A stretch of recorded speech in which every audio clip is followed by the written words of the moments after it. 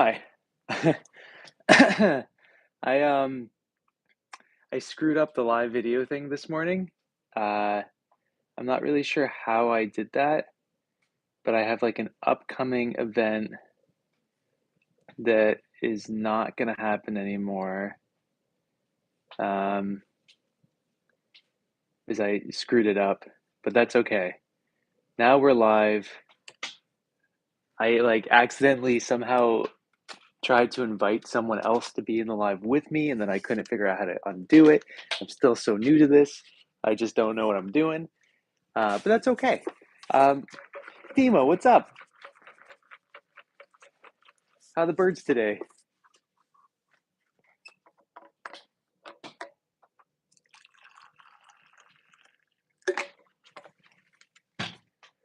We're making a really difficult teapot today. I'm not. I don't really know why we're doing it, but we're doing it. It's gonna be great. It's gonna be wonderful. Uh, Maybe question mark. Um,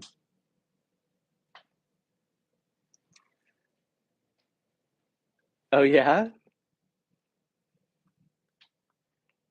is it a nice day where you are?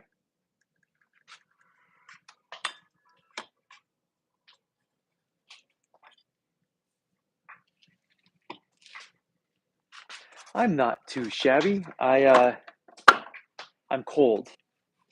It's 22 degrees in my studio right now, so I'm kind of chilled. My water's cold. Everything's cold. I should have planned this out better, and I should have like came down here way earlier and started a fire and blah blah blah. But that's so weird. I had similar weather to that yesterday.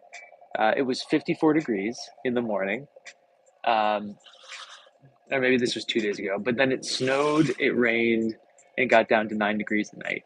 It was kind of crazy. I don't really know what's going on with the weather, but it's chilly in here, and the hot water that I put into my bowl has already turned cold in the 15 minutes I've been in here. So I'm heating up some new water on the doozy. Wait, what am I doing? I don't need to dry my hands. Let me think about this for a second. We're gonna make a teapot. I'm in Connecticut. We're gonna make a round teapot with a new teapot handle, but with a mini teapot on top as the nubbin.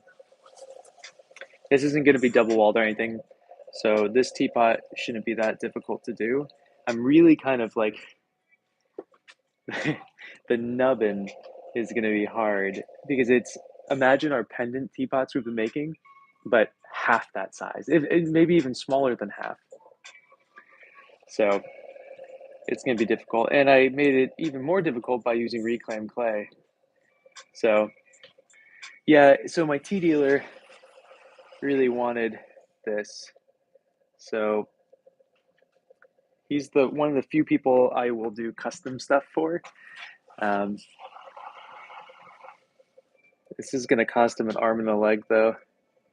We do trades. It's not like he's going to actually have to give me money for this, but he's gonna owe me like $300 in tea after this teapot.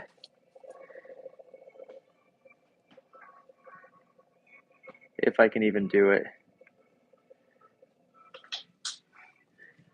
Now I am gonna quickly look at a picture of the teapot that he wanted because he wanted he wanted one of the pendants that we made a couple days ago, but scaled up with the new handle.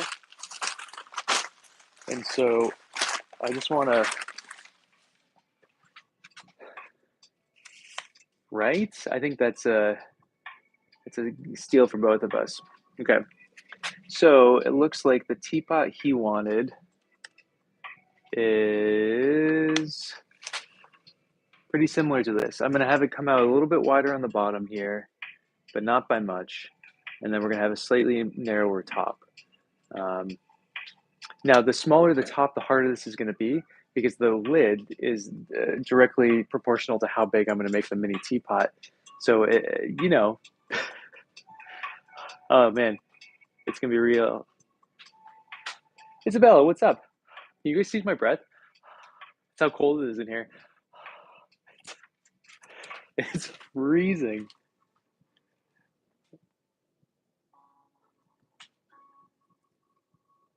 Okay, I'm gonna just have that picture up so I can see. But I think we're good. I think we just need to come out a little bit more in the base here, and then I think we're in a good shape. Not in the base, in the midsection, in its belly.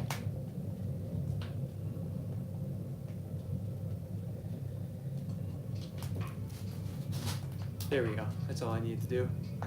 And for um, functionality wise, I'm probably not going to actually make the top go any smaller because you won't be able to get the tea out. It's going to make your life a living hell. So I'm just not going to do anything. Um, so something sounds good. I appreciate it. Thanks for stopping in. Oh my god, it's so cold.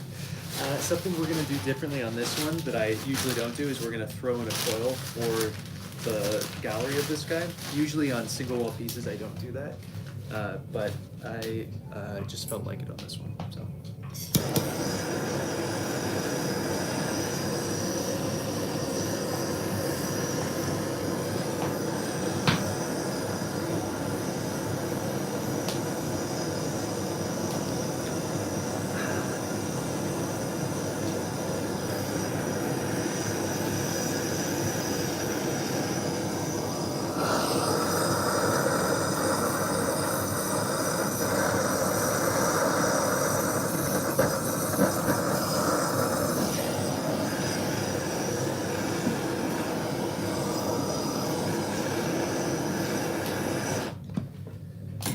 Oh my god. The metal is chilly. I'm gonna complain a while for a bit, just because it is really cold.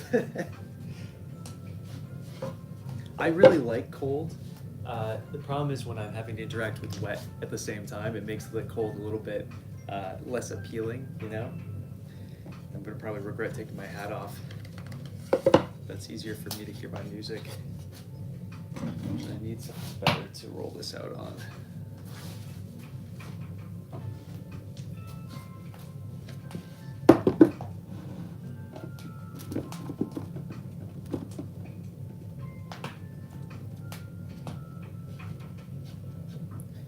So again, this is, well, not again, but this is probably not the way that you want to be adding in like a gallery. But yeah, I'm so used to it at this point from doing double walled stuff that it feels as natural as doing a kind of more of traditional style gallery insert.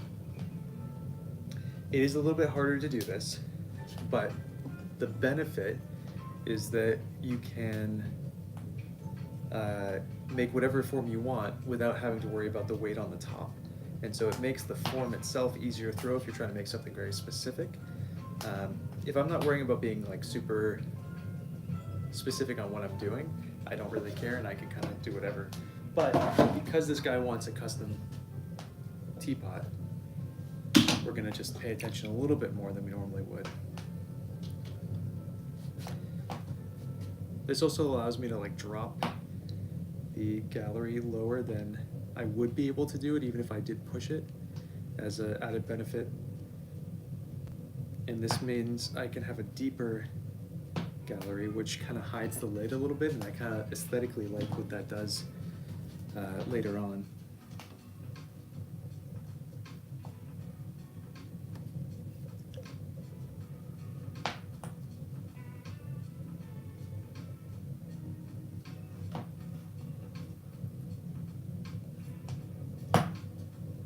And it torched this enough. Interesting. That's okay. We got this.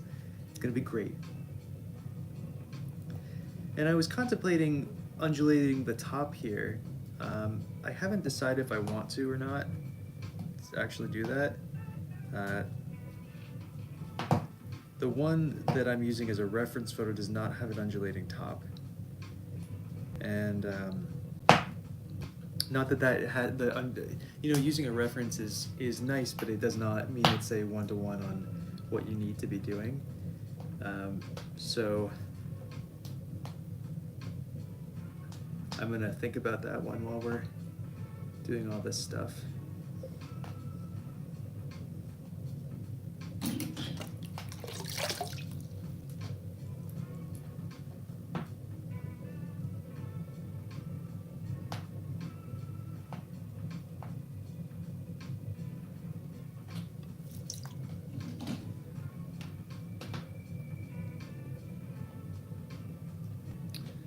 I should have done a different step first. But I'm cold and it's early and I didn't think of it. I should have done this step first. But that's okay.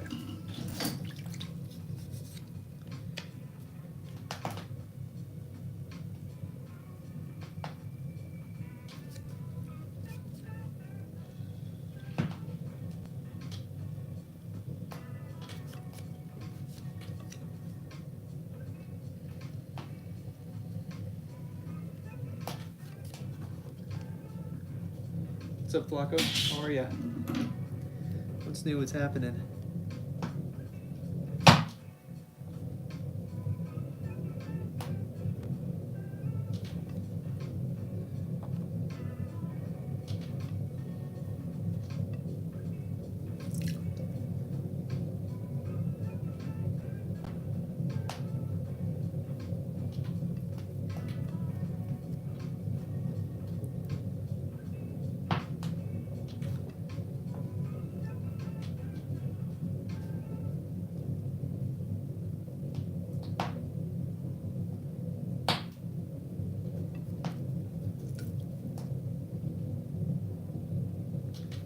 This is probably a very boring part to watch of the build, but it is one of the more important parts, especially of a single wall piece.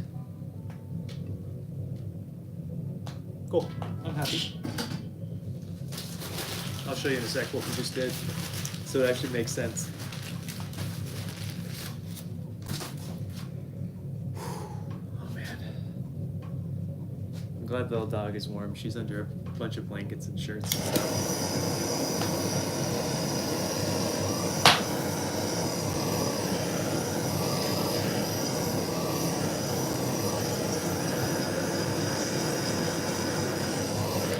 Okay, so this is a step, I don't think you guys have seen at this stage because we don't usually do it at this stage.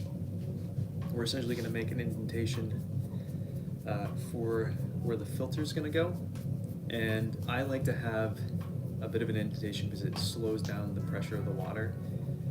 Otherwise, because I'm making such kind of small spouts, they kind of juts out, and I want something that has a little bit more flow into your cup. So we're just going to make an indentation 3/4 of the way up. And this is just the same on every single teapot, doesn't really matter what the style is. Your spout is pretty much always going to be attached here, unless you're doing one of those like old English style spouts that goes like really low, a gooseneck spout. I don't know how to make gooseneck spouts though, so I've tried. I think molds are more important for those. We're not going to do a major indentation.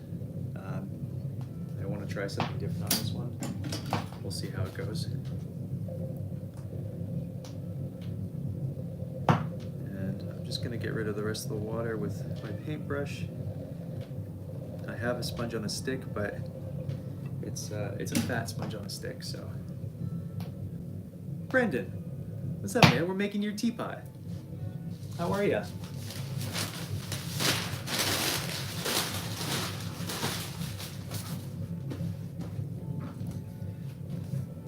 Gonna be a pain in the butt today. Ugh. Almost just lost the teapot. All right.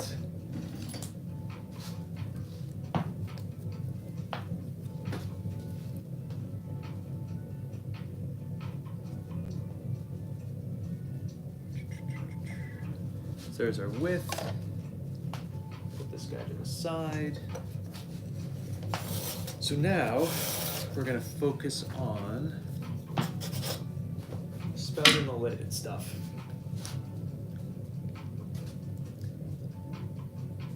Awesome, I'm glad too. This is going to be for the handle. So this is overkill, but I might be making mini teapots after the fact. So why not, right?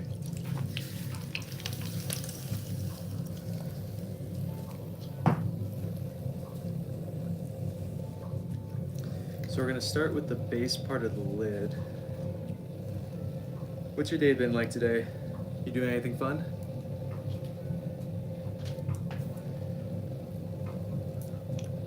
Let's see.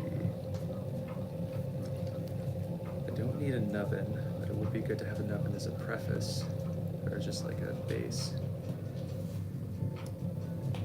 Oh, but I'm not making a double walled teapot, so how do I make a lid again?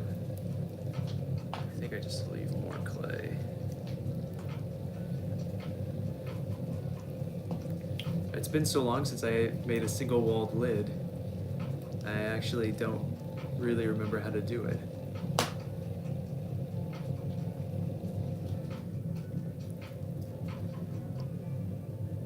Okay, I'm just gonna put a nubbin just for the sake of nubbins, but we don't really need it,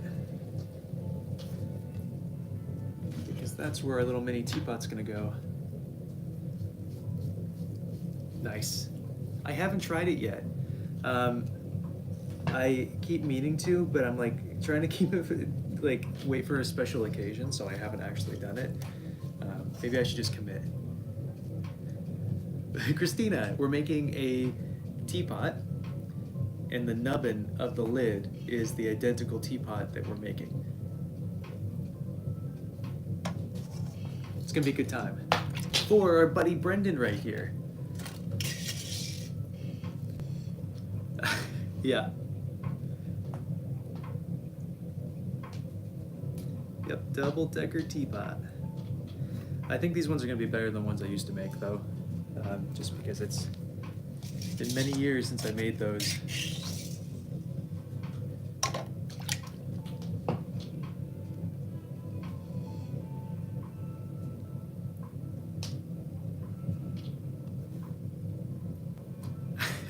Thanks. Yeah, I'm prefacing, we have to make a teapot that's slightly bigger than this nubbin. The whole teapot is slightly bigger than this nubbin for this to make actual sense, right? So like, we're gonna try.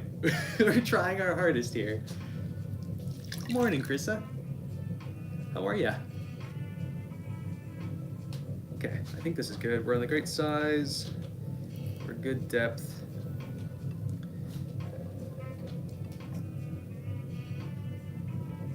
Yep, good. We're good. Oh God, it is like 25 degrees in my studio right now, and my water is just frozen over. I poured hot water in, it's already it's already frozen. And every time I touch it, so I'm going from cold water to touching a metal handle for my torch, and it's like, it's a very pleasant experience.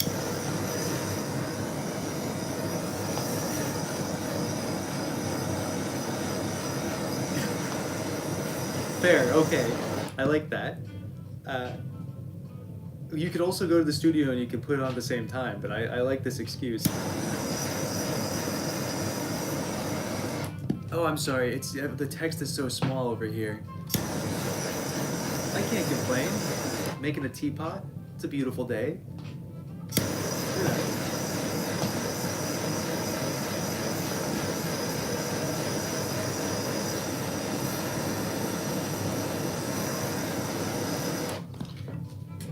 Okay.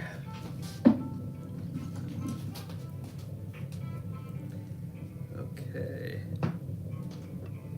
All right, so that will be our lid. And again, this has to be a full-size teapot. This thing right here.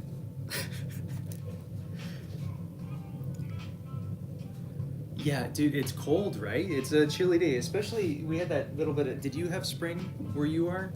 Because we had a 54-degree day, and then it went down to 9 degrees at night, and it really threw everything off.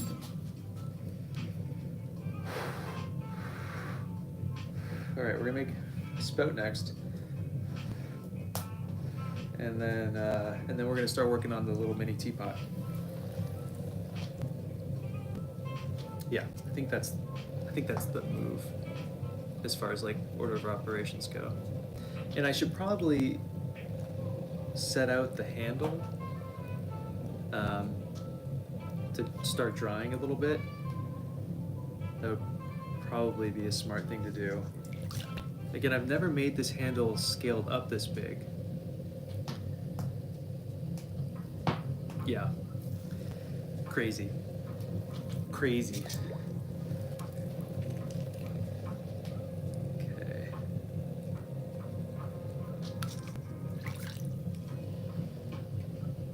I'm down to my last bag of porcelain, so I was wedging up. This is all reclaim, and I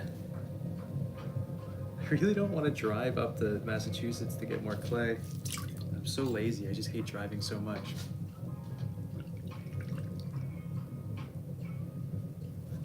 I want some lightning. Wait, lightning and hailing at the same time? That's kind of amazing. I wouldn't be opposed to that here. Yeah, the weather has been just weird this year and last year and the year before. It seems like that's just the new norm. I shouldn't say weird, it's just how it is now.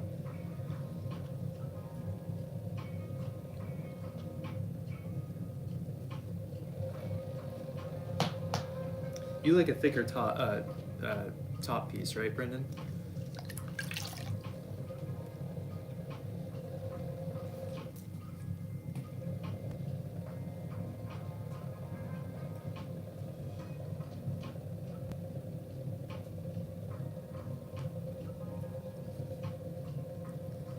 Yeah, that is. My greenhouse.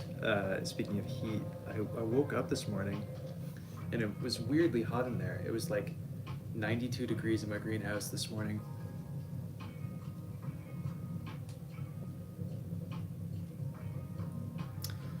It's not going to be made the same way, but it is going to have like a hollow stem, just so it looks like it's hollow. But it's not really going to do anything. Otherwise, I don't, because you know, you need that little bit of like reality. Otherwise, it looks kind of weird. But we can also mess with it. So I think we're good on this. And how long? And we're looking. Yeah, well, it needs to be a longer spout because the top handle is then it's going to turn to a shorter spout. Okay, we're good.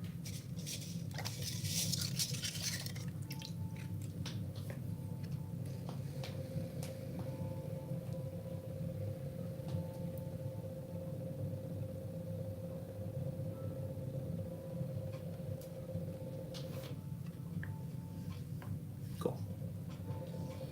Yeah, it's like the little details, you know? Whew. All right. Well, it's fun having you on the live while we're doing something. Nice to be able to communicate it instead of like messaging while I'm working on Instagram. I'm really enjoying streaming on YouTube versus elsewhere. It's been really nice.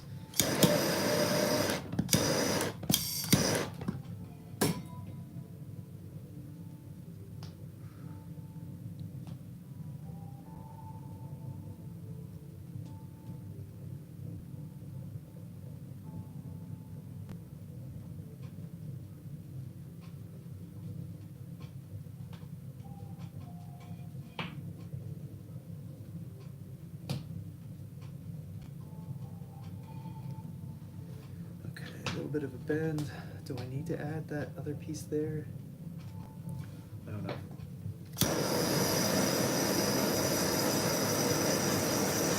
Because this is getting a top handle here, I usually add that piece of clay right here to build it up, but because the other handle is going to be sitting like this up, then I can probably just bleed it into that later.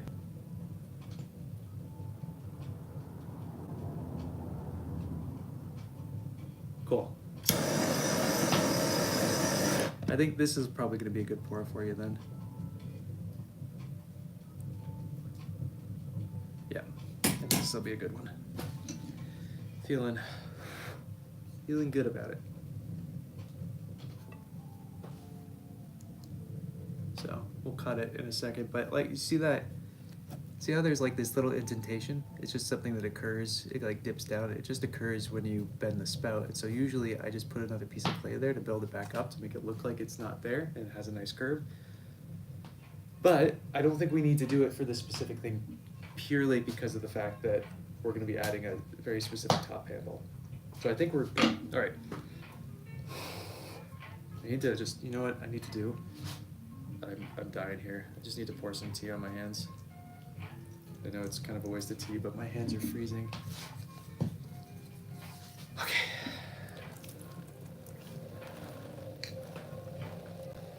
All right, so Teapot body. Okay, we got this.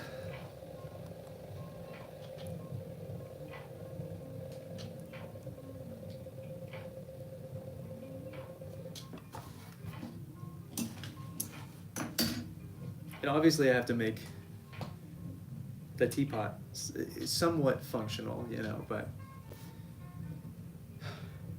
yeah, because because I didn't come into the studio yesterday. That's the only reason I'm in here today.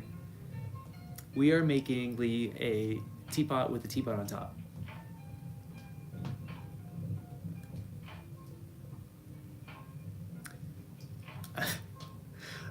I wonder what the pitch would be on a mini teapot whistle, you know? Is that deep enough for this?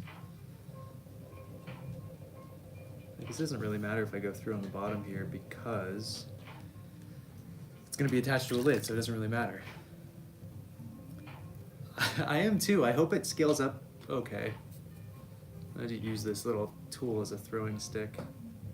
All right, let me rephrase that. I'm going to attempt to use this little tool as a throwing stick, but we'll see how it goes. Okay, this is already too big.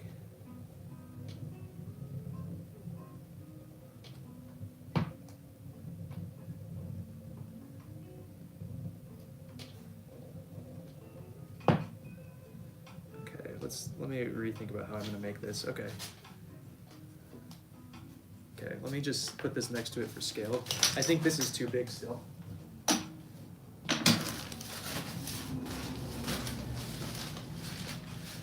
We're doing the one we did in the round teapot the other day where it's like thin on the sides and then thicker on the top, but it has a curve to it. Okay, let me see. Okay, I think that's too big still. So if we put it, you know, I think it's a hair too big. So we're gonna go a hair smaller if I can. I think it's the thing that's gonna throw this thing off is if this thing looks too big. It's gonna make the proportions really weird. Because this needs a top handle too. If this wasn't getting a top handle, I think it'd be a different story. But I think the top handle aspect is gonna throw us off.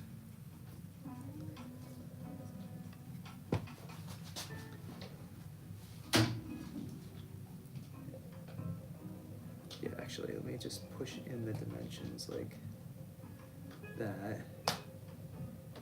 And we're gonna cut off the top there. I can't use my fingers, they're too big. Right? So we'll re-mess with the top in a second.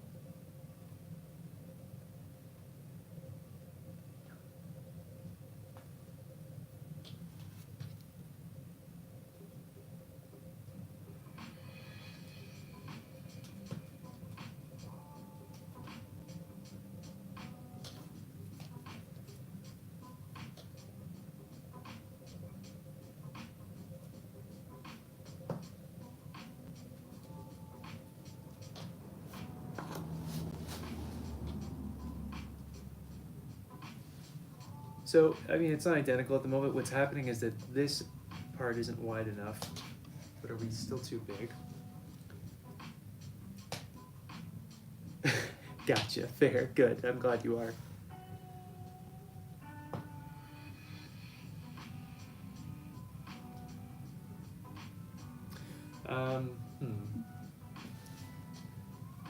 7:45, so early. We're gonna bring this down. I do this?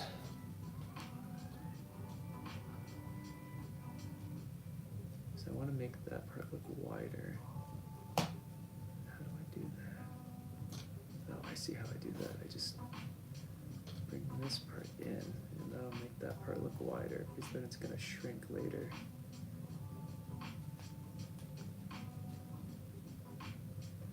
Yeah, because that's going to get dropped down. Okay, cool. I see what needs to be done.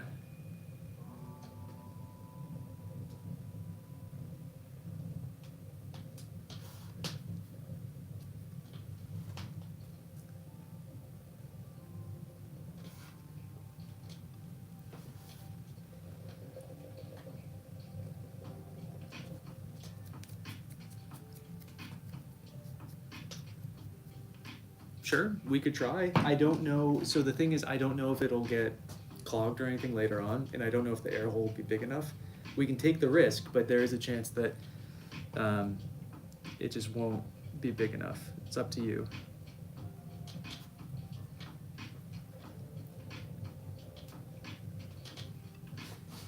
I need something really small. Do I have a tool that I? No, this is too big. This is too big. There we go. Is this what I need? Okay.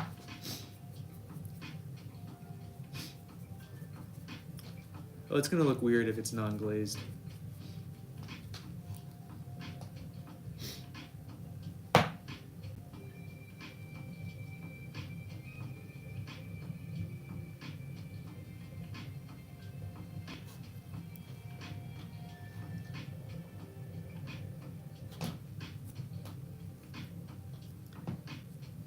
Yeah, I think even though it's aesthetically not going to be as nice, I think if we put it in the lid itself, we'll have a better bet of functionality. All right, the teapots are slightly different, but they're pretty close. The top on this one comes in more, but this is a non-functional teapot. If I did that on that one, you would never be able to get the tea leaves out. So, but I think this will make it easier for me to deal with the next part. So.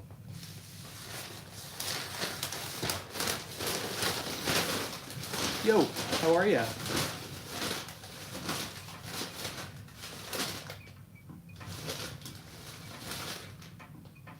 Is it? Get on it.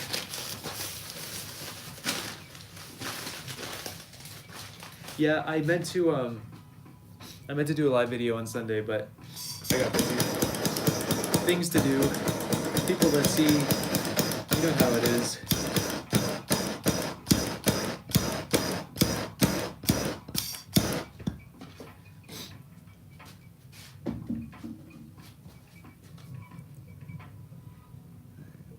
Again, it doesn't matter if this goes through the bottom, but there we are at the moment. So we're gonna bring this down quite a bit when we trim it. We're probably gonna bring it down to here, and that'll mimic the other paw a little bit better. Okay, how do I measure a lid? I've done this in the past. I definitely know it's possible. Let me just think about this for a sec. It needs to be to that point in the bend. Okay. Okay, I got this. Totally possible. But I can't use my hands. It's freezing here. It's absolutely horrible. I mean, it's not horrible. I'm just not wearing much clothing, and it's cold, and my hands are wet, so.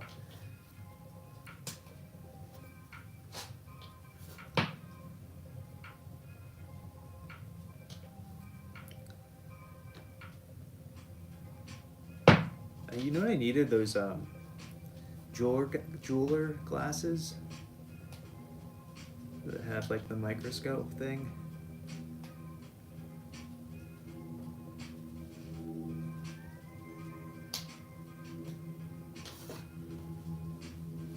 Let me throw another log on my fire real quick.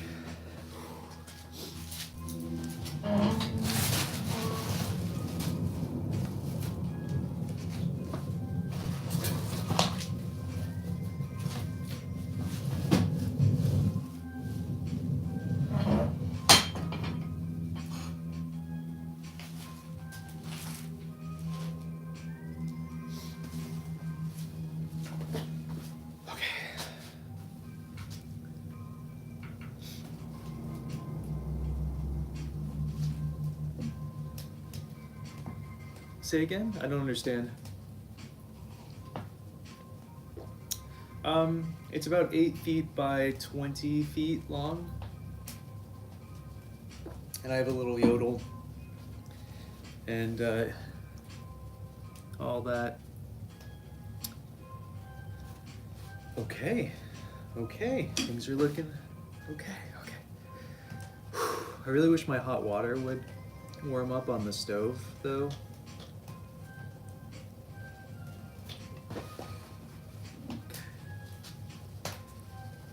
Yep, I have this awesome little yodel from the 50s that I heat my studio with, that my grandfather used to have in his bedroom.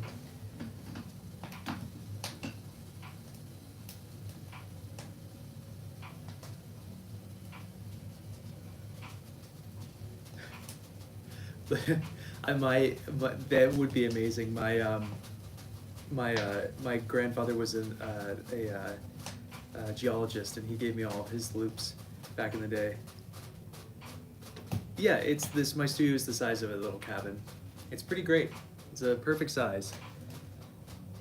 I can't host like big workshop. It's not big enough to do that kind of stuff, but it's perfect for like 1 or 2 people.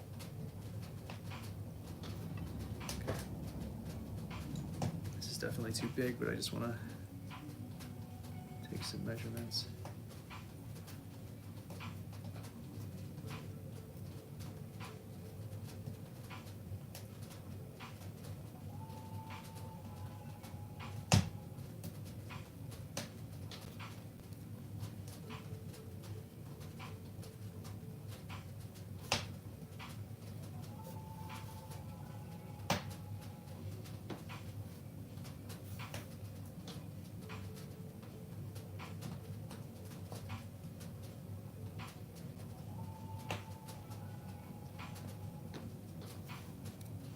So something I've learned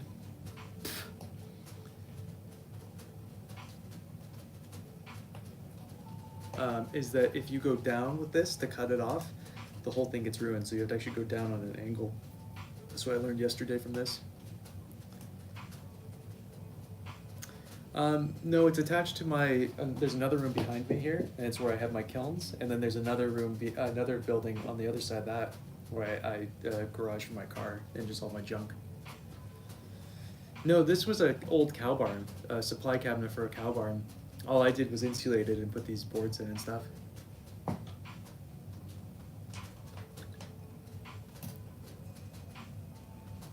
Yeah, you can hear the stove kind of cranking away.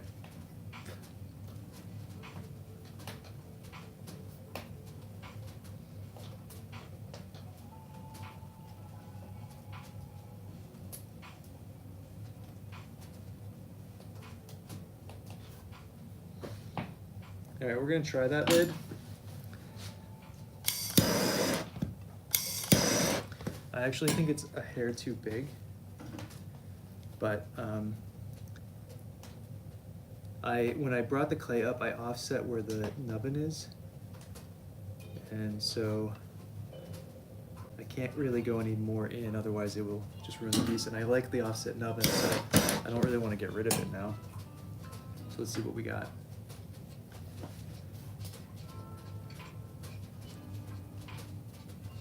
Yeah, the fire's cranking away. All right. There's a. It's not gonna focus, but all I see is now focused on my lips is like this. Whatever. Let's see if it fits. Nope, too big. Shoot. I knew it was too big.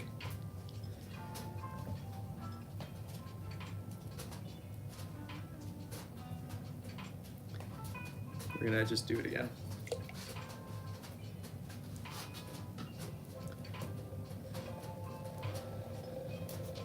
How many are we gonna make? We're just gonna make this one right now. Because I don't know if I have the mental capacity to do more than than this. But we'll see. All right, we're gonna do this lid a little differently. We're gonna prematurely make the width that we need because this is so small, and then I'm gonna try to do the nubbin on top and see if this order of operations is a little bit easier.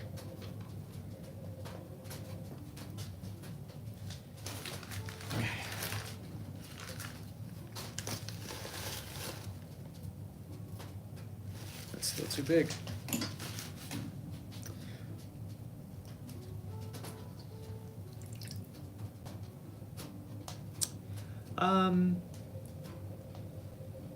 I don't know if I totally agree with that statement, but it definitely, it's like what you're used to, right? I'm not used to making big stuff, so I'm not gonna be as good or fast as someone who's good at making big stuff, but I am used to making small stuff. So, I mean, the video's only been going for, it's been going for 41 minutes. I have not done much in 41 minutes. I take it back. You're totally right. Disregard everything I just said. Okay. Okay, this is gonna be the hard part. If this doesn't work, I have another idea where we're gonna just do this and then we're gonna reduce it with torching it and then trimming it. So let's just see what's the easiest method.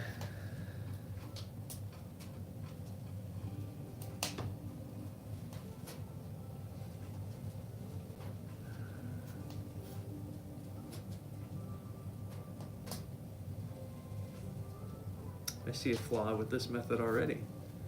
I don't know if you guys can see it.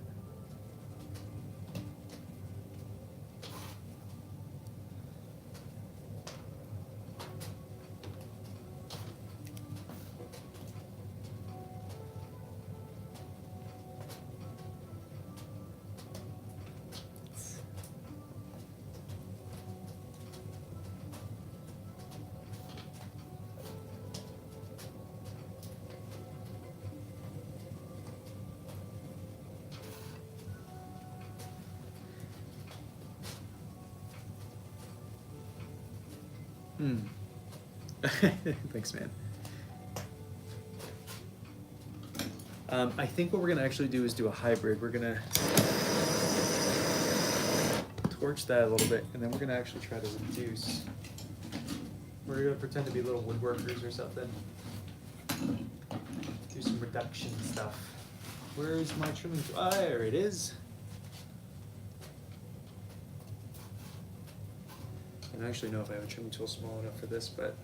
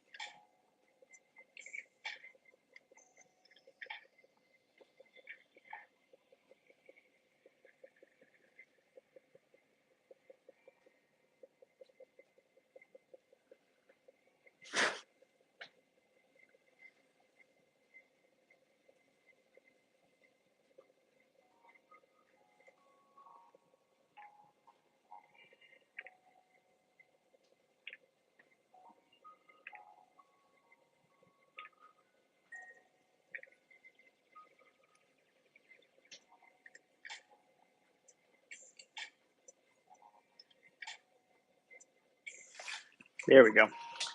That was the move. Sorry, that took way more concentration than I'd like to admit. Good. There's a lot of potters out there who really hate the bottom being offset like that. And so, all right, let's see if that's good enough. I should have measured before I just took this off, but Oh my God, is this too big still? This is exactly the same size as my other one. All right, let's see if we can just put this back on.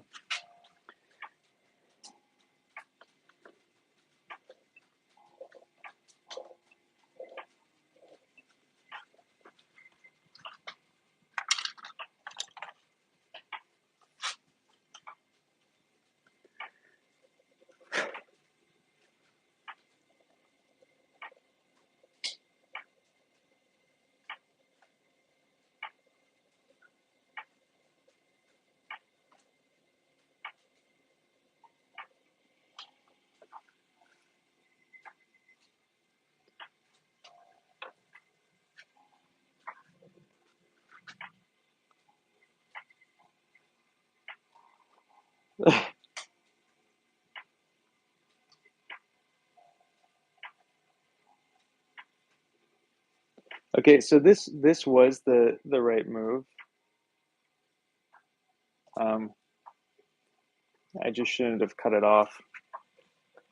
We're gonna try one more time, just putting this on back, trying to refuse this and trim it down.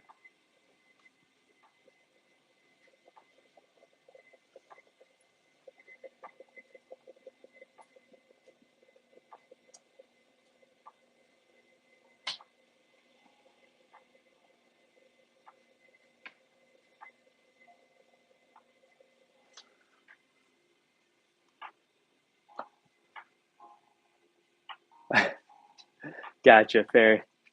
Yeah, I mean, I don't notice it at all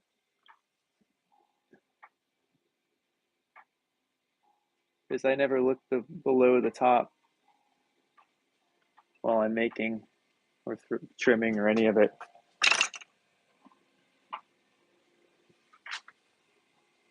Do you hear that other whirling in the background? It's my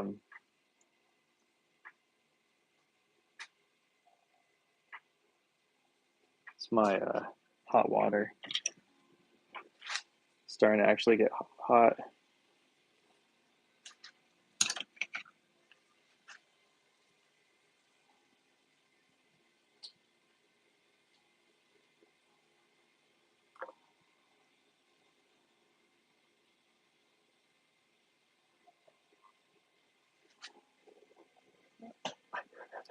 It's so stupid. Oh my God, I love it. Ah, all right, spout time.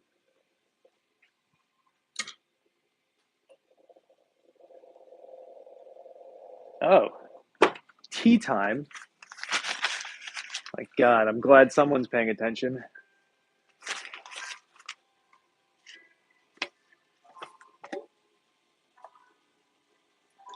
All right, let me throw some hot water in my bowl as well.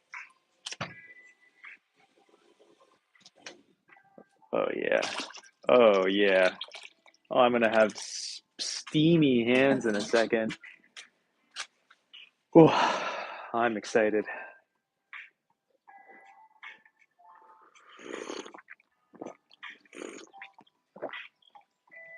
Oh, oh my God, that feels so nice. Hold on, I need more of it. More hot water. I gotta fill this bowl all the way up. Oh my God. Oh yeah. I could just live in that water. Oh, really upsetting thing about hot water. Um, my shower head broke yesterday. I went in to get a shower and it just like exploded on me. Luckily, I have another shower in the house, but it's like it was pretty upsetting. Not gonna lie.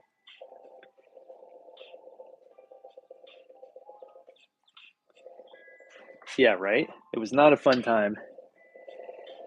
So I gotta buy a new fixture today. Right? It was very upsetting. Yeah, it's like when you're looking forward to doing something and then that happens. Ugh, the worst.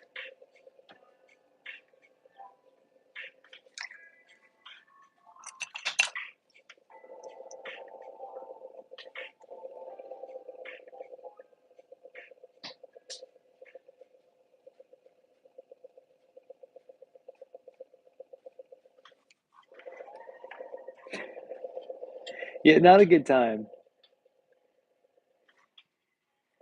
Not a good time.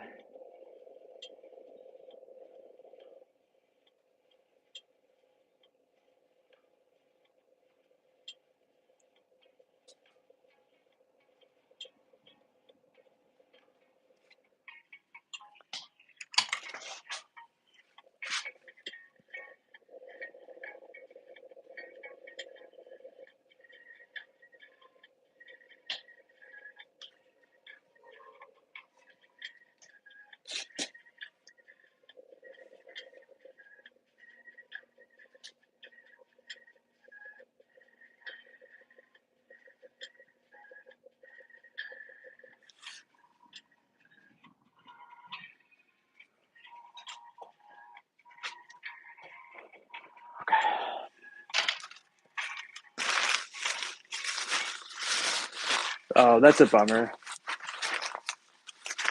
I probably will. It sounds like it's inevitable at this point. Well,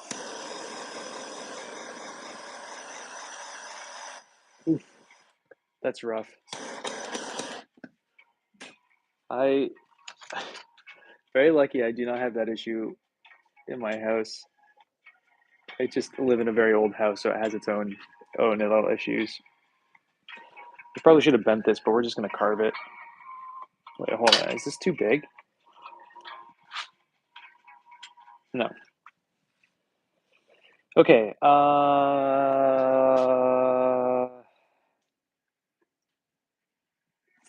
Next thing I need to do is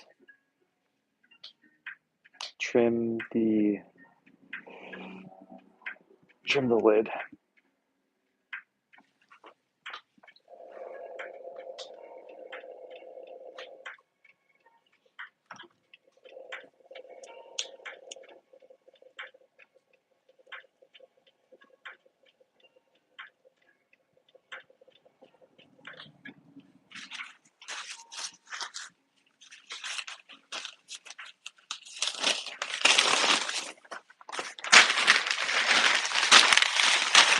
Yo, what's going on?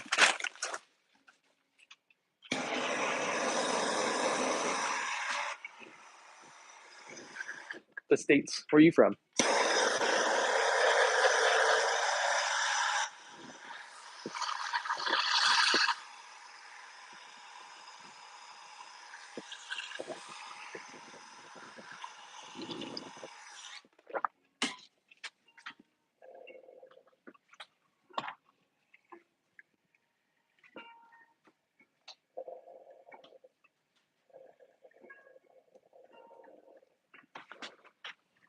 Okay.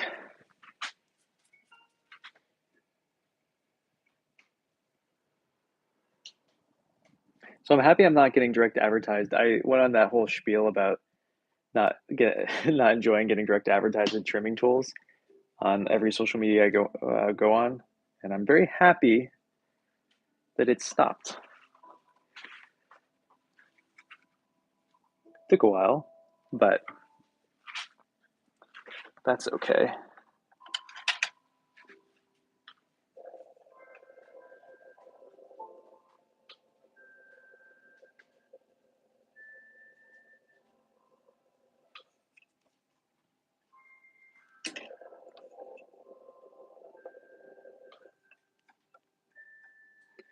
Exactly. They were driving me a little crazy, so I'm glad they listened.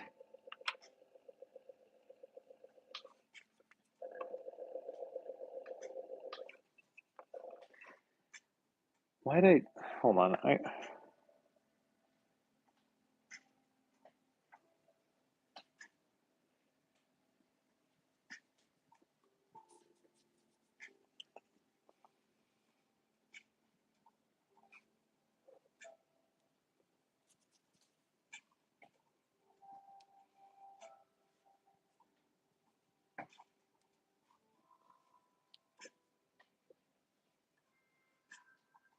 So Nsika's in like Christine, can you block that dude? He's not gonna listen to me respond to him. I appreciate it.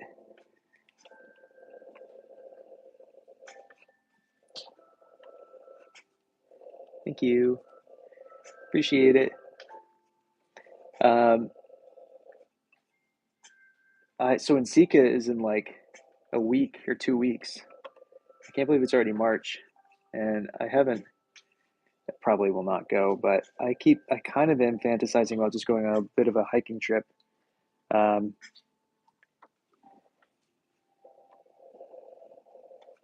and It's in Utah. I'm not entirely sure if I really want to go, but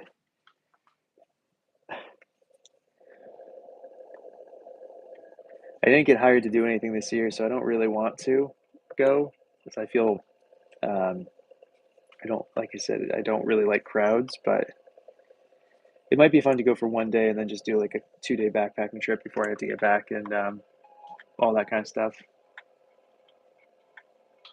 Hmm.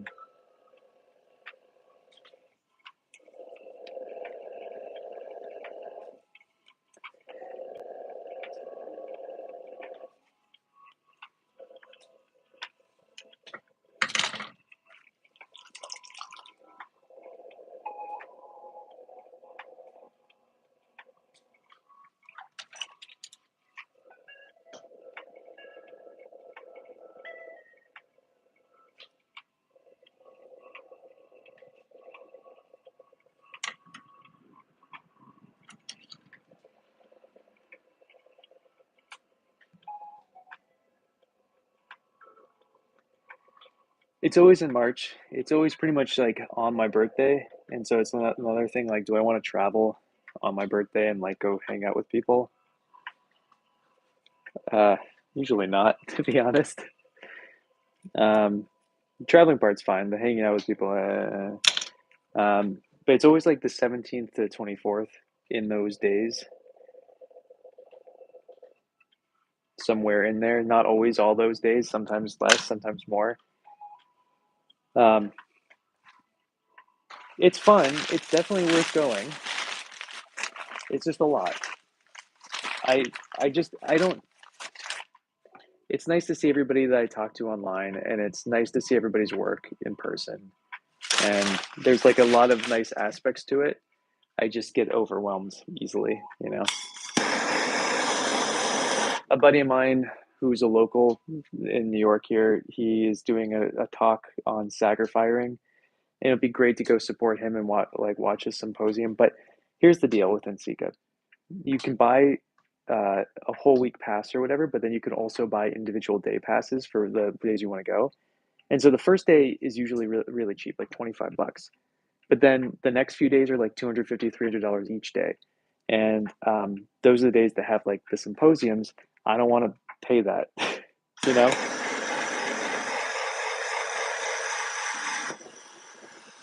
Well, it's like, why would you? It's such a like kind of a niche thing. It's definitely worth going to at least once. I've been to three now. Um, yeah, the prices get pretty aggressively different. All right, let's see if this actually fits.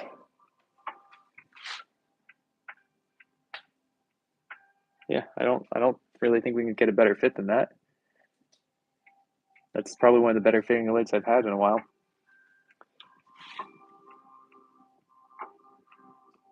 Okay, so next we're gonna trim the teapot itself. No, we're gonna trim the mini teapot. So like you just have to like plan it out if you want to go to an Ensika on like what you're really trying to do. Um, and it's pretty popular, so it's like if you don't book a housing in advance, you're not getting anything. Um, all hotels are always booked, and I mean, I found an Airbnb last year, but I also knew I was going months in advance. So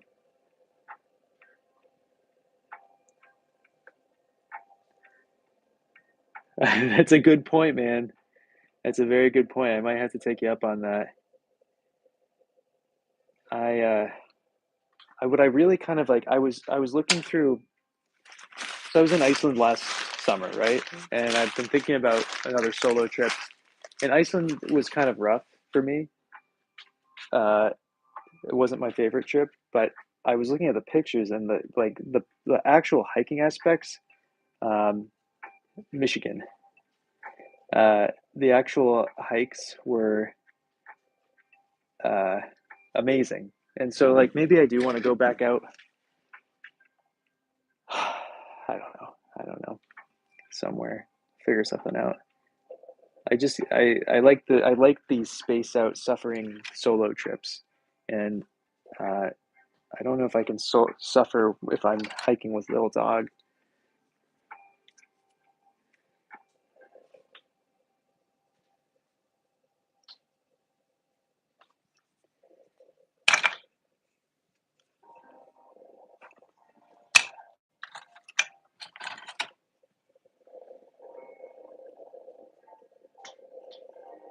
Sorry, I shouldn't have said where you where you're from. That was uh, yeah, I wasn't really thinking.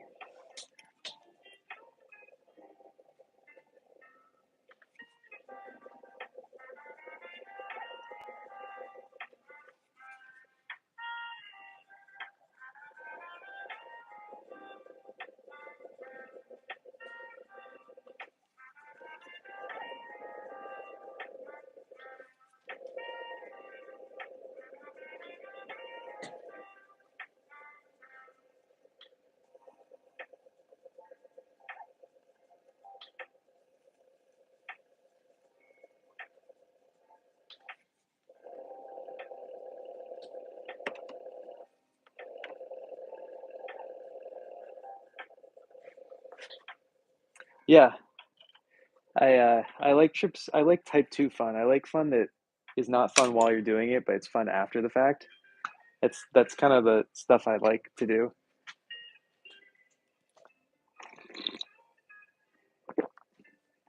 Cool. That sounds lovely. I love the idea of a meditation center.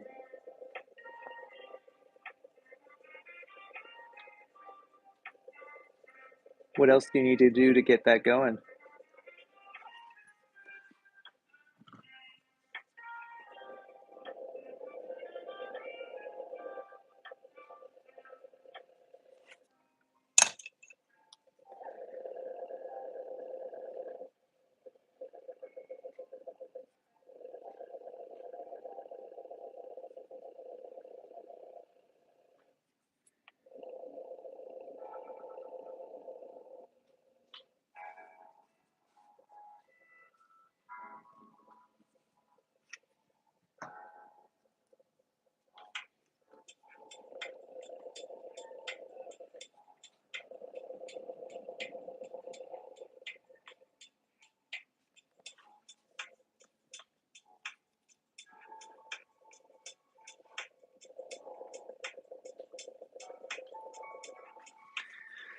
Okay,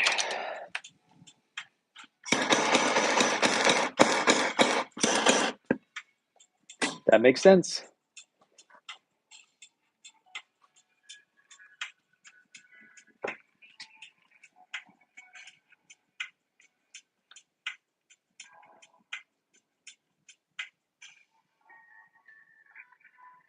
I can fix this, but I don't understand what just happened. I somehow just broke the top of this. Anyway, I'll fix it. But if you look at the other side, look what happened. The like rim got shaboinked, shabroinkled, or whatever the correct terminology for pottery is. It just got that was weird. Again, I can fix this with some clay, but I just don't understand what happened.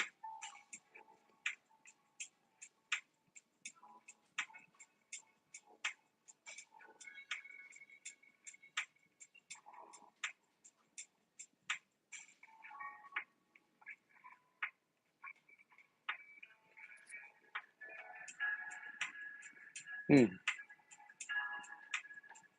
Proper pottery terminology.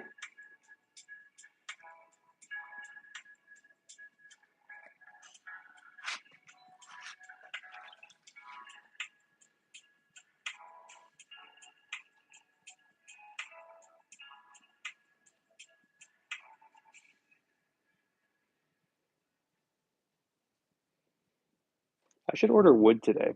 Speaking of wood, yeah, I need to. I don't really feel like cutting wood for this next firing, so I think I'm just gonna buy a cord of wood. And I want to fire my kiln. Well, I don't have enough work. I don't have enough clay. I don't know how I'm gonna fire 3 kilns. I don't have enough pots. I don't know what the. I don't know what to do. I mean, I know what I have to do. I have to go buy more clay, but I really just don't want to drive to Massachusetts.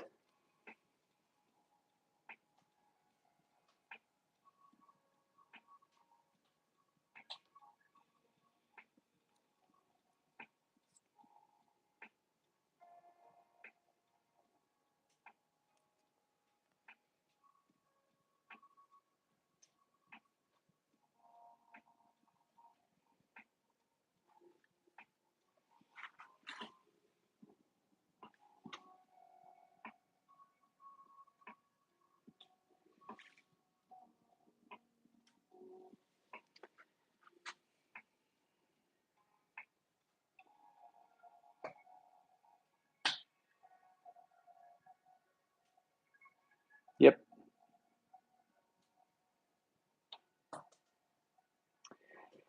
So I have dry enough wood that I can go out into my woods and I can something that happened, just so you guys know what I'm doing, is that the when the top got messed up, it also took away the flange on the inside, or the gallery rather, so I have to just fake a gallery now,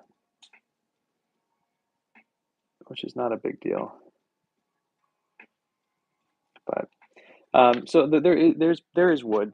I can do it. I could do it if I wanted to. There's wood to be um, yeah, I fair. Um, there's wood to be had in my woods. You know, I just don't want to do it. It's a lot more work than me just buying a cord.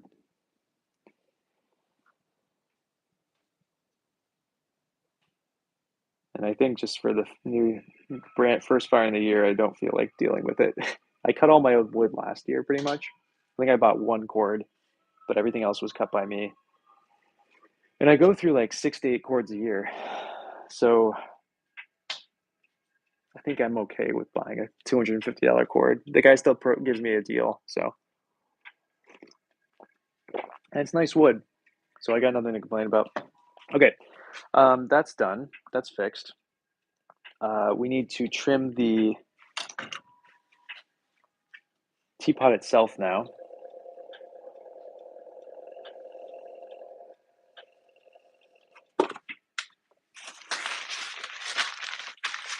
And then I think, oh, and we have to make the handle.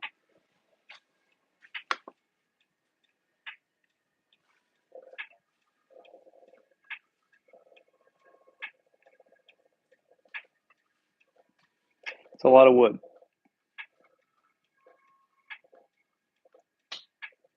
Um, to be honest, I couldn't tell you dimensions because there's short cords and then there's full cords and there's half cords and but I don't know the dimensions.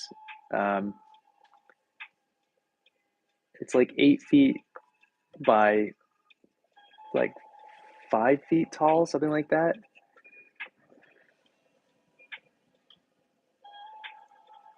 Maybe more, maybe less. To be honest, I don't really remember at the moment. I can visualize a cord, but I couldn't put it into like actual numerical value. It's a lot of wood. It's a lot of wood. Now, the benefit of me cutting my own wood instead of buying it is that it is actually advantageous to have. So, like when I buy a cord, a lot of the wood is chopped pretty small, and I've discovered that my kiln actually enjoys slightly thicker wood than smaller stuff that burns up quicker. Um, and so I can regulate the width of my wood a lot better if I'm doing it all myself.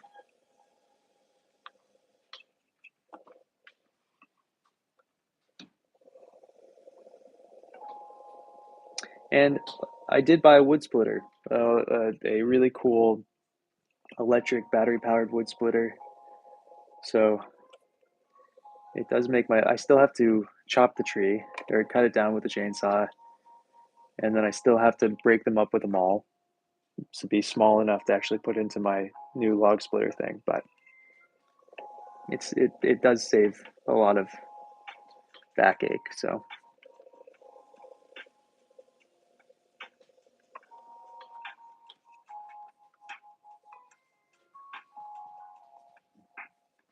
my wood. So when I buy wood, I ask for ash or oak. And he usually gives me. Thanks, man. Um, and he usually gives me that with maybe some beech or some birch mixed in. If I'm cutting my own wood, I usually go for cherry. I have a lot of red cherry. I have a lot of beech trees, so I'll use that. If there's a down birch, I'll take it. But I have ash, oak, beech, birch, cherry. Uh, those are the main ones that I fire with from my own woods. Maple burns really poorly, so I don't generally try to burn maple. But yeah, this is just a single walled teapot.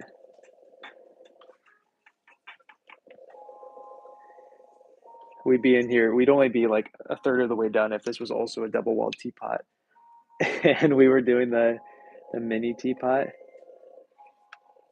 We'd be in here for a long time.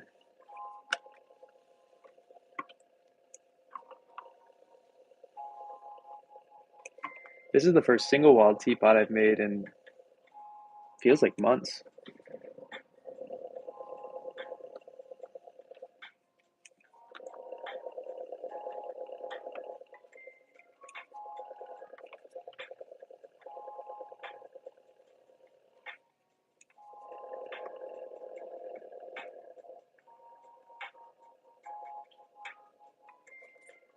So I'm thinking the next thing we want to do is a teapot pendant, but put holes in it so it looks like it's double walled. Yo, how are you?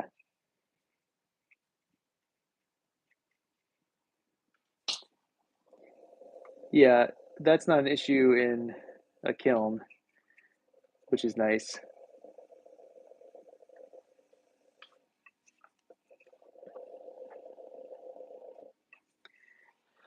Okay. It is it is a separated double walled teapot. Well said. We are making two teapots here, that's for sure.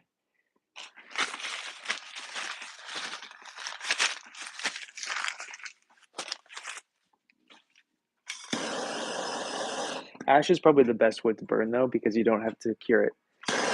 So I would prefer ash over any wood if I had to buy or collect myself.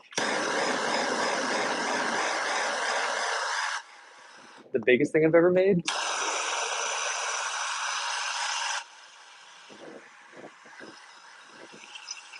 It's a good question. No idea.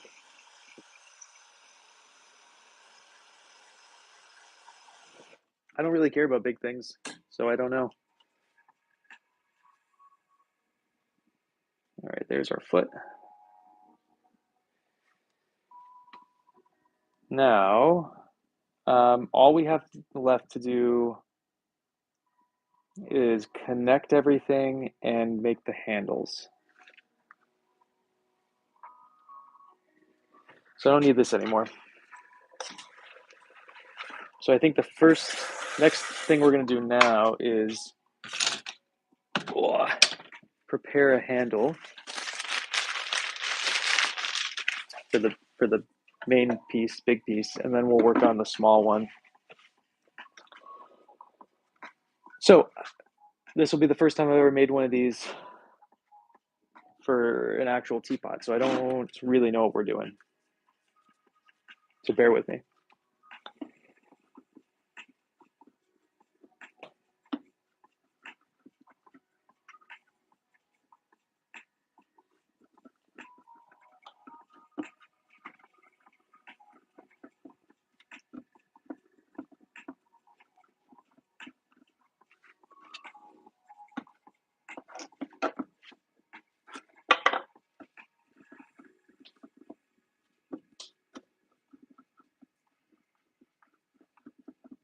Still too thick.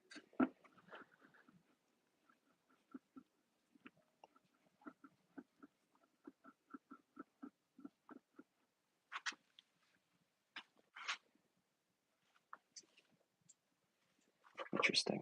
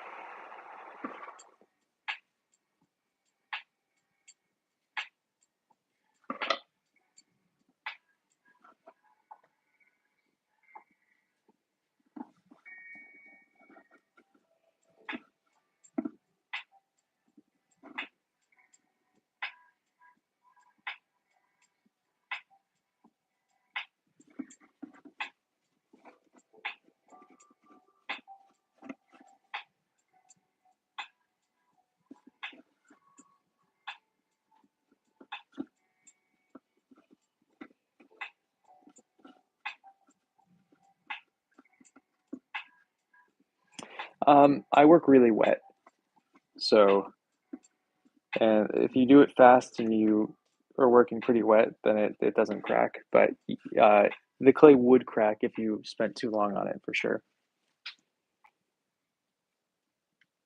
Have I made a cup? I've never made a cup before. Um, no, never made a cup.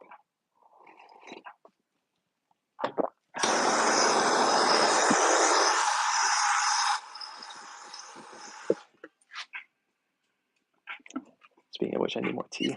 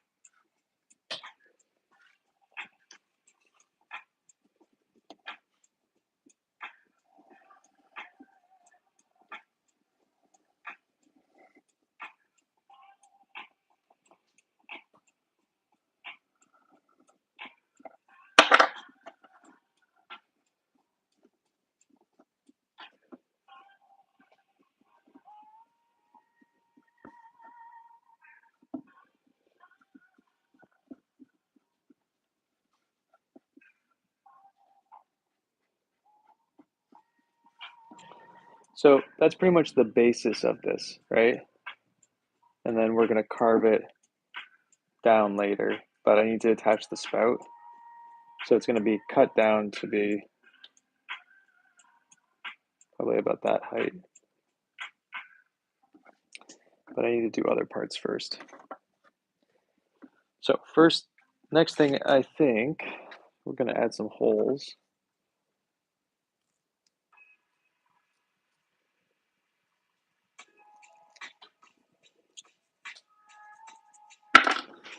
I'm gonna change out my headphones before this dies.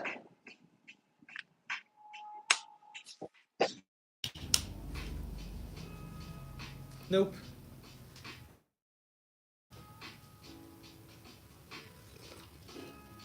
That's not true.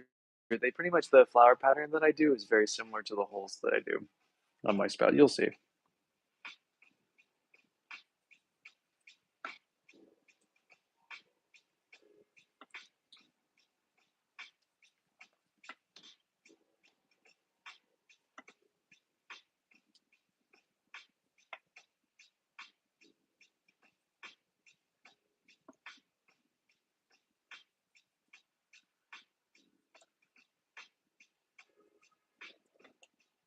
I was in this workshop with this Japanese dude, and he did not like my hole pattern.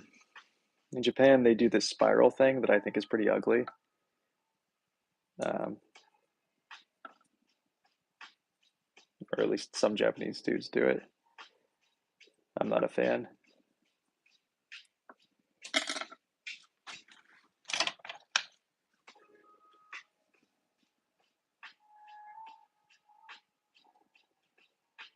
I don't know why I'm not really a fan.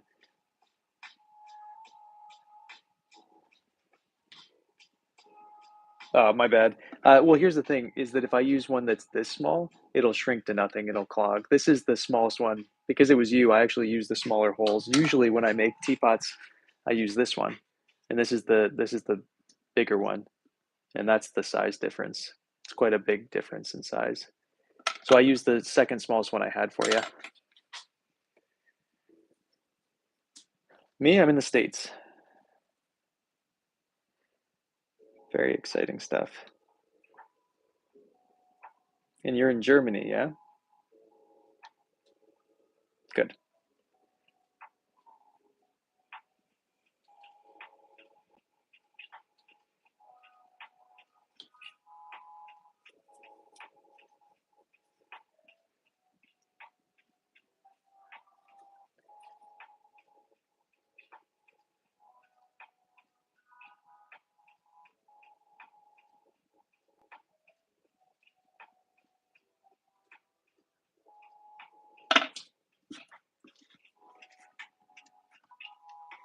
Mm.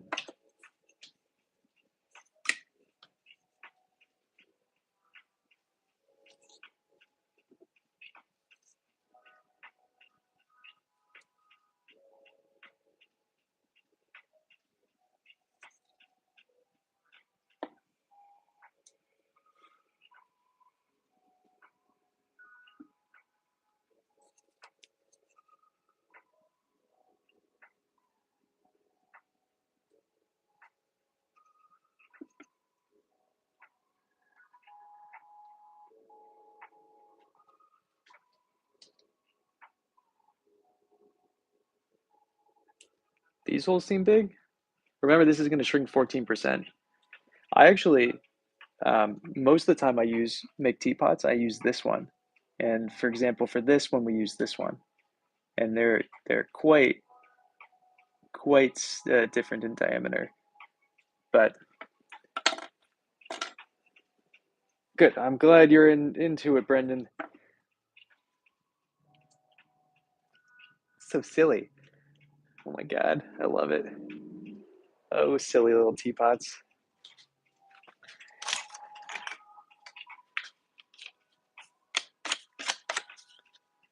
I do like, so I have made teapots where I have had some of the leaves get stuck in there, but doesn't seem to really be much of an issue for me at least. I don't know. Maybe it's just because I like oolongs and more than I like green teas and things.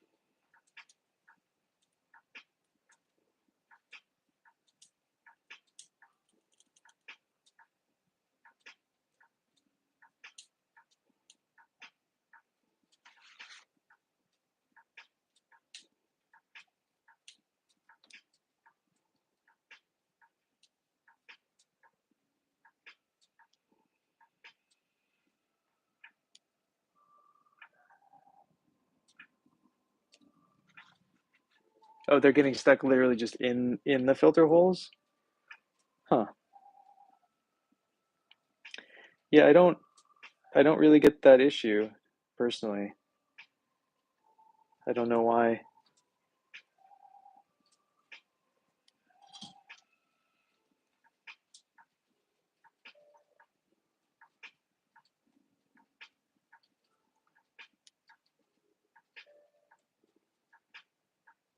I'm still confused by the sound effects your teapot's making too. Yeah. That's the thing is I drink very little green tea.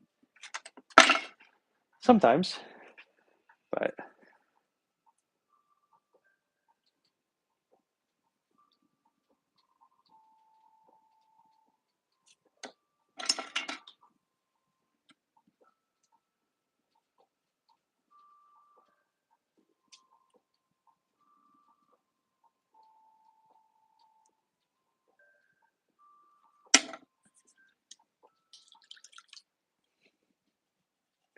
it's a weird one. Brendan, have you had any teapots make like a weird clicking sound?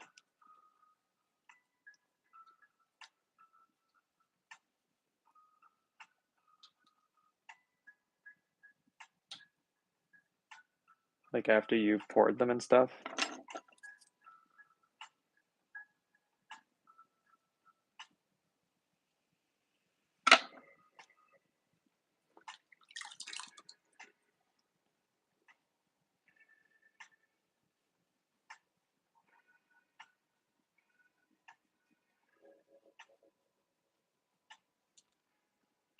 Cool.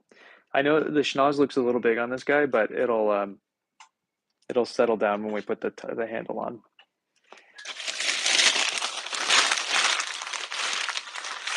Yeah, it's super strange.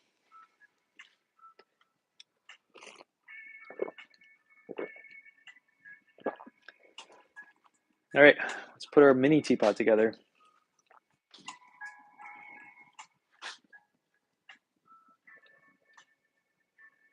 Yeah, I hadn't either. It was very curious.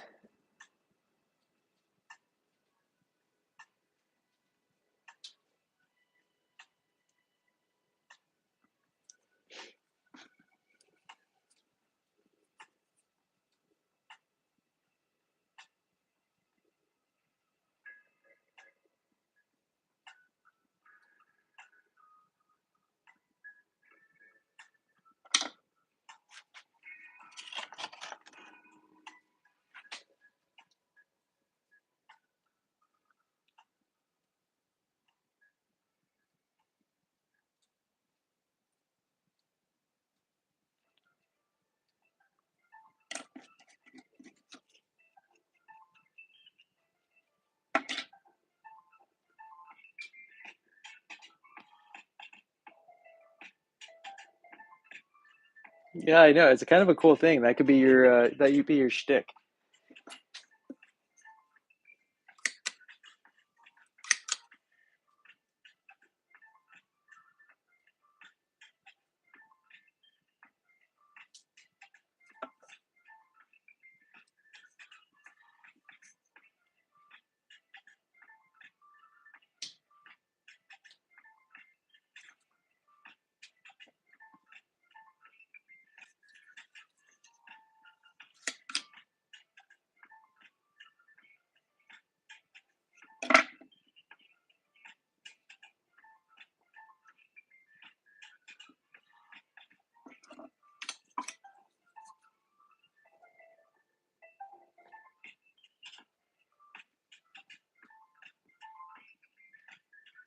I like that sound. The sound of that idea.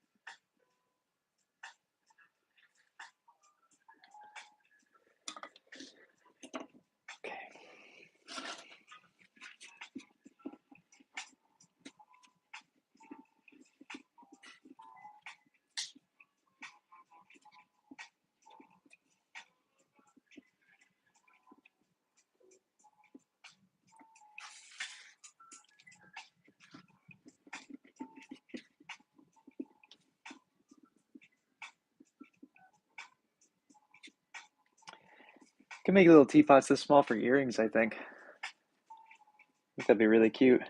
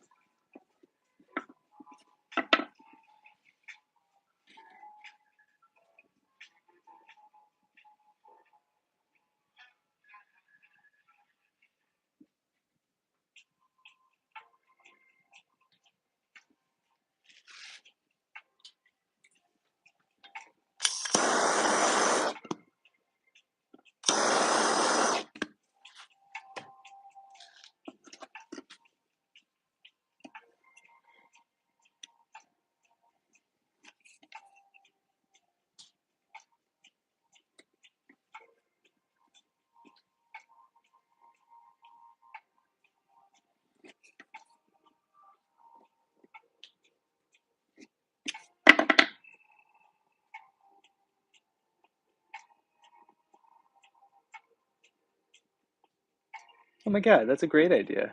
It's a really great idea. So here's my only issue with making all these pendants.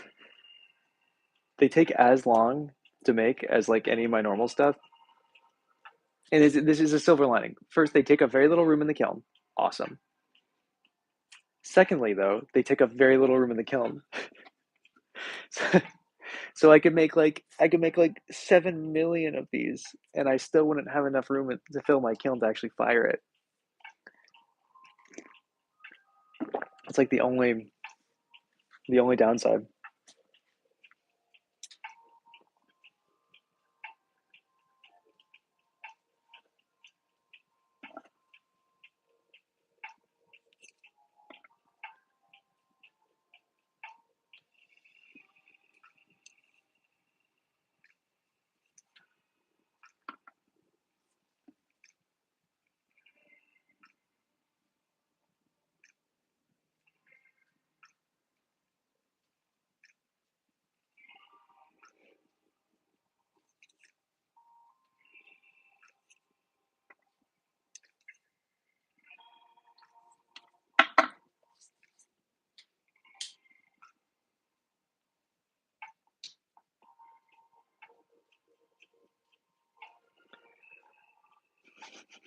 So stupid this is.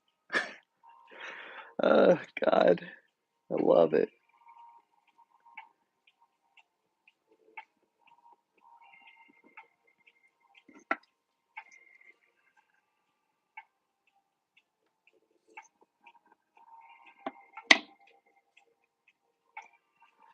I'm glad you're into it.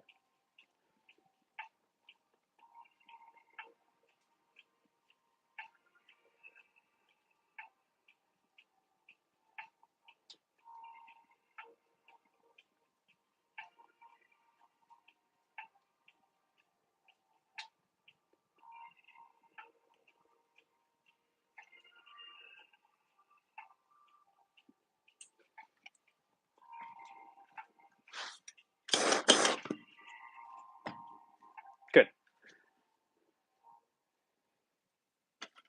I'm enjoying this. This is fun.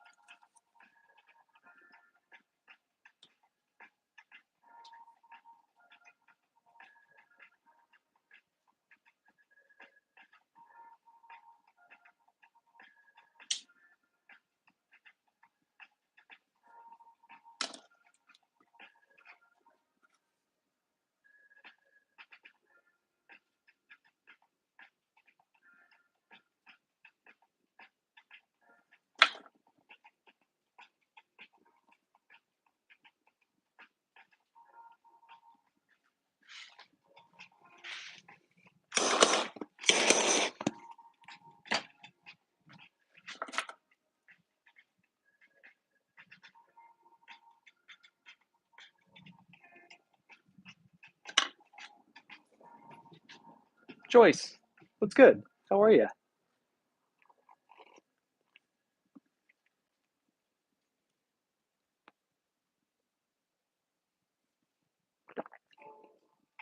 Yep. What I will say is that it's so much better standing. Like, I would have had to give up pottery years ago if I still sat. I truly am shocked that people still sit when they throw. It is so much more difficult and it's so much more painful. I am bending my neck more than normal though, just because I'm like, these things are so little, but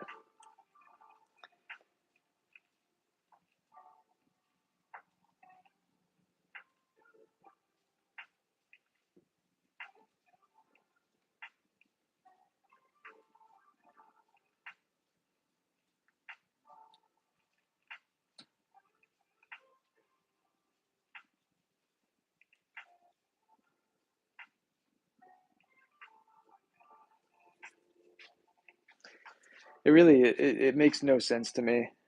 And I'm kind of annoyed that um, it's not more common to just have craft centers teach people standing.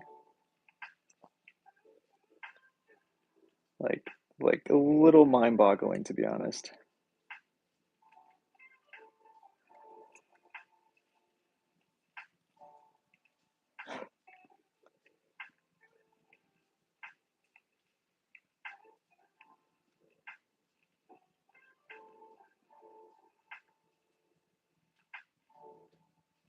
And it's super cheap. Like you literally just need cinder blocks.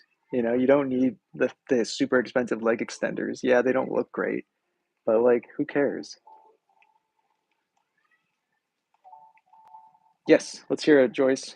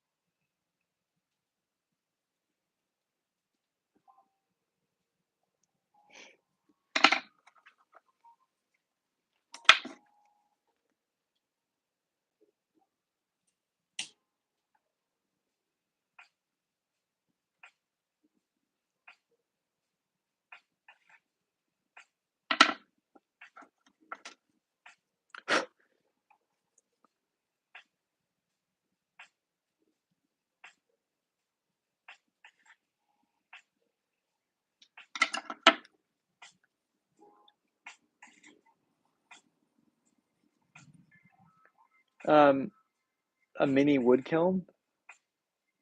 I don't know if a mini wood kiln could like get to cone 10 efficiently, you know.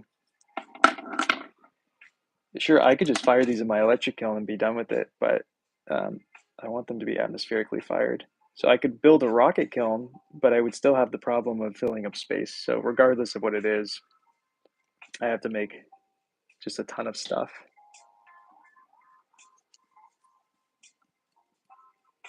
Yeah, it's a lot. It's painful on the body for sure.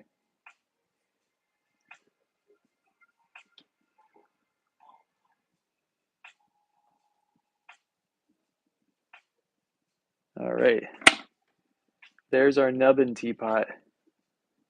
I don't know how well you get if it'll I don't know how to get things to focus, but it's pretty cute. All right, let's attach it.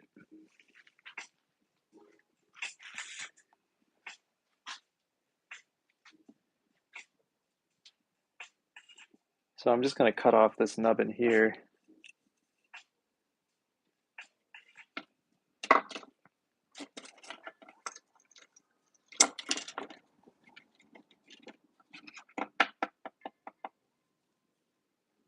No. Uh, so it really depends on the design of the kiln and things like that. Like, I mean, it's definitely potentially possible to build a smaller kiln and get to cone 10,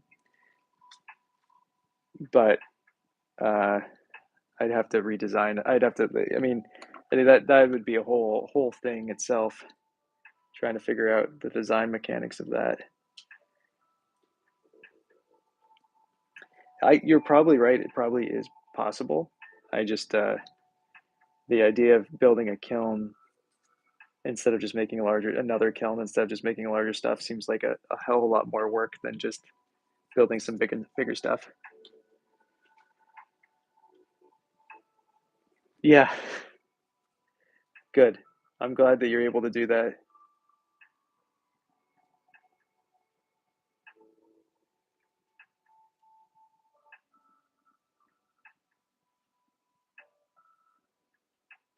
Like those rocket kilns that Lisa Orr has been promoting are pretty sweet, and they hit cone 10 in 6 7 hours, and they're small. And it's only like $1,000 to build. So I could certainly make one, but I don't know. I here's my biggest thing about that is that I've already divided my attention between so many kilns. I don't know if I want to like make another one specific for um, minis, you know. Though it might if these start taking off and they become more profitable than my actual teaware, then I will 100% do that because why wouldn't I? That's a fantastic idea.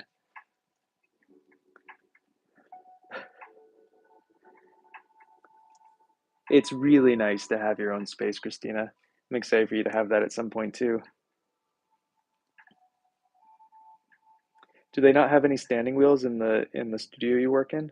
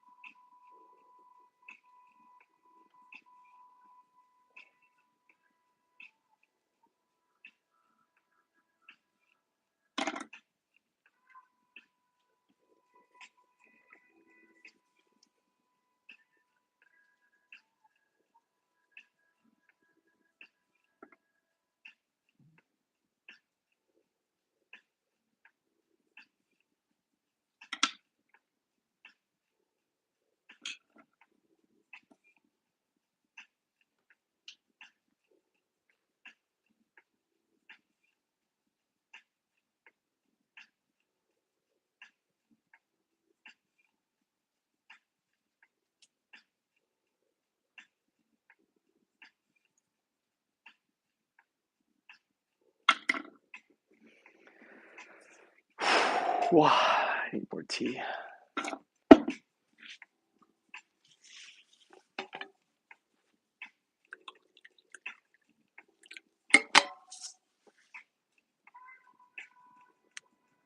I see.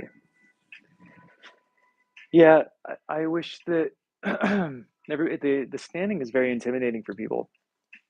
And like I kind of understand it to a degree. When I first started standing, it was not the most comfortable thing, but man, it makes a big difference. It's so much nicer.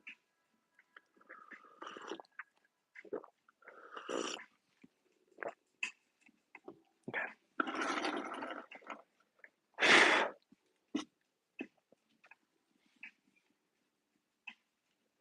So the reason we did this one first, and one of the big reasons was because I needed to see how tall the handle can be able to take it off. So that looks like where we're at height wise. If we're any shorter than that, it's not going to functionally work. So, which means that's where I need to cut right here. I started standing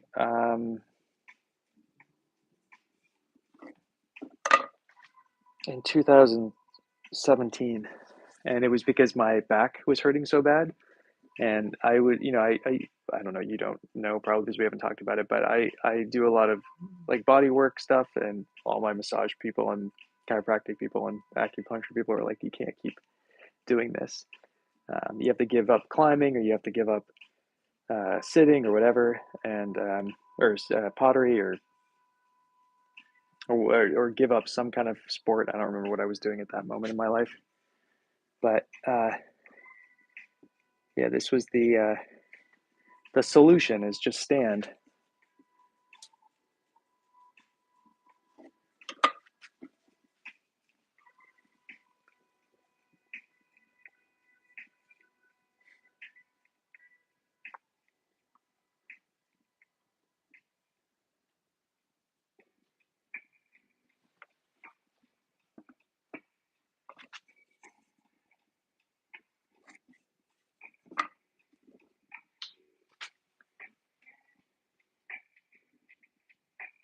I screwed up.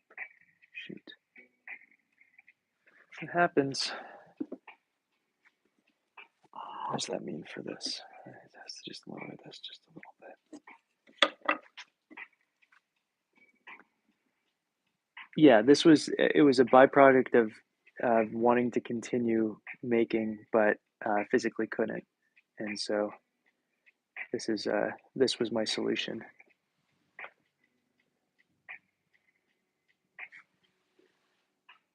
Okay, let's just make sure this is removable. Yes, perfect.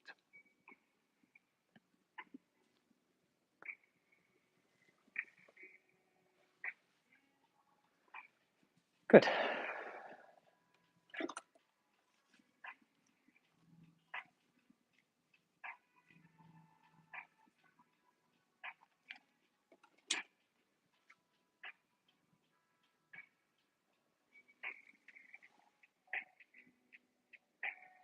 Actually, this one wants to be a hair shorter.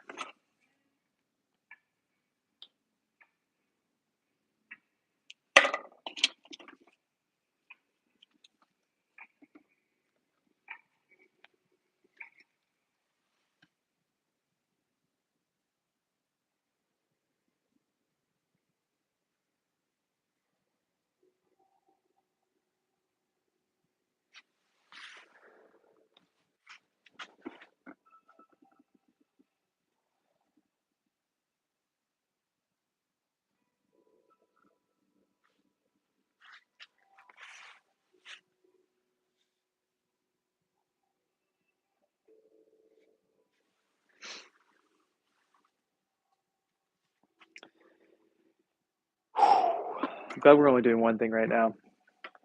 This is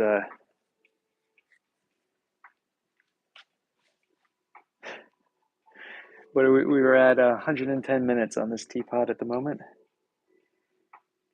which isn't too bad. I am starting to feel it.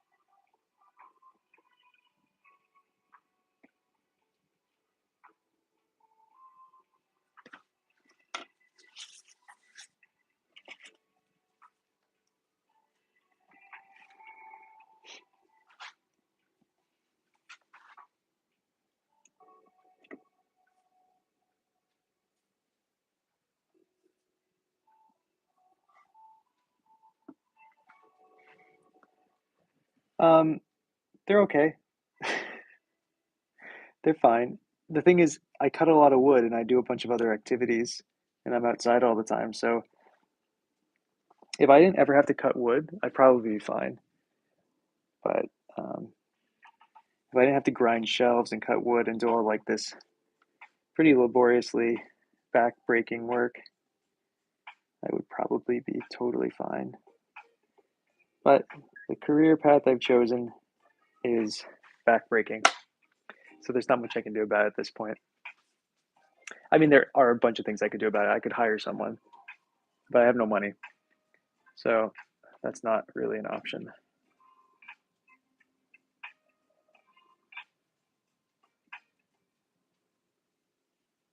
Get like an assistant or something.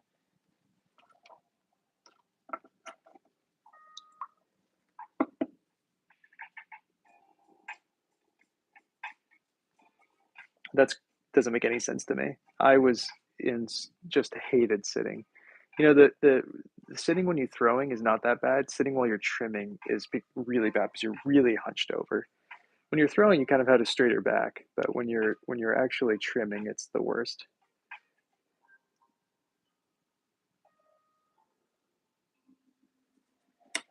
I don't like what I just did.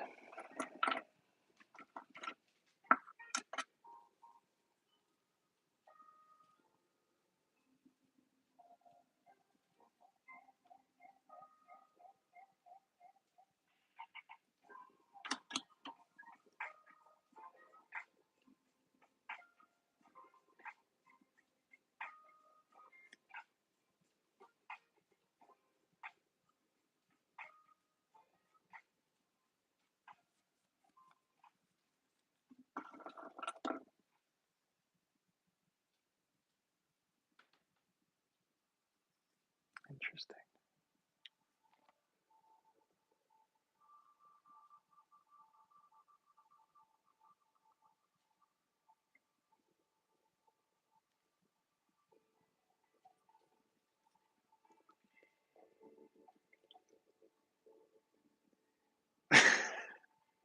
That makes total sense. That's the solution right there.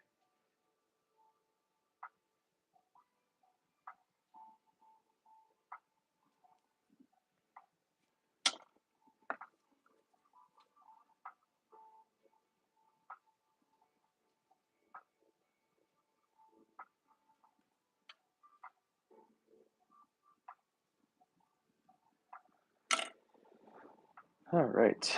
Let's see if we can do this next step. That sounds much more fun right there. Okay.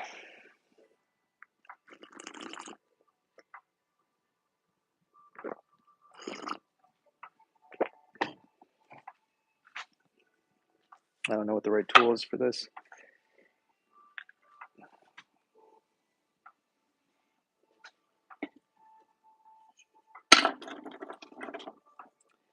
Like,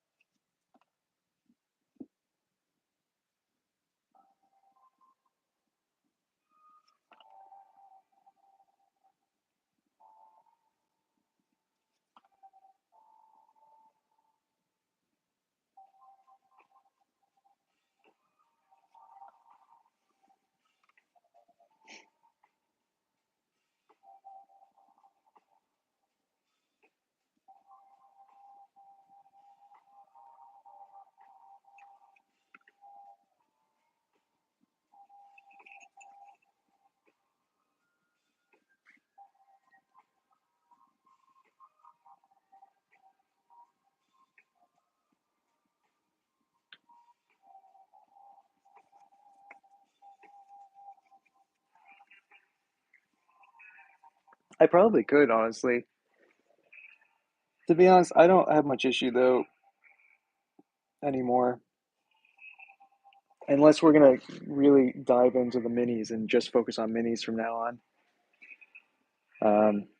That it might make sense at that point.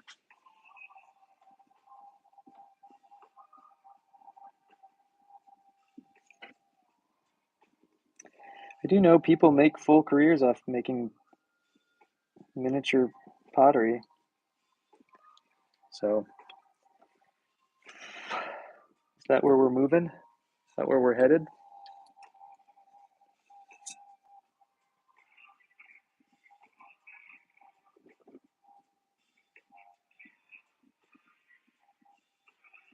It's weird. There's a weird depth perception thing here where I can't see what I'm working on unless I have one eye closed. There's like an optical illusion thing happening.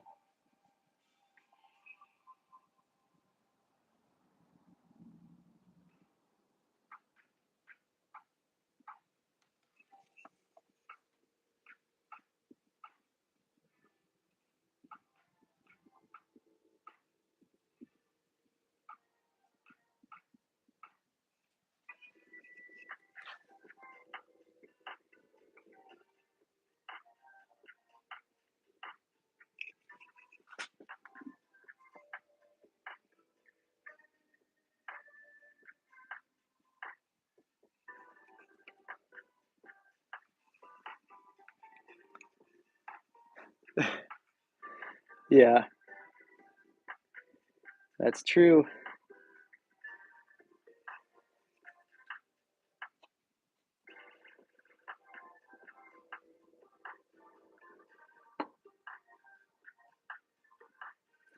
I think there's some finagling I'm gonna have to do after this dries up on its own a little bit.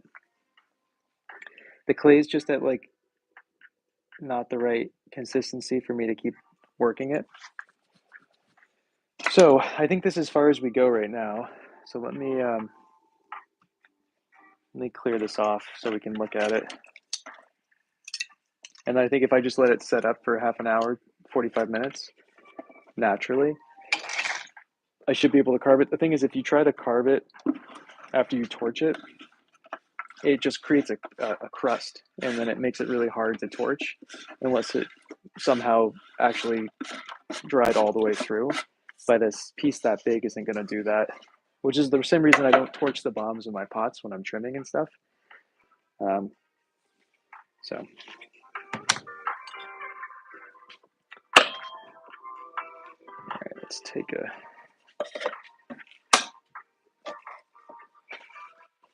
Like I said, this is going to get more cleanup later, so no finalized things yet. But this is as far as we're going at the moment.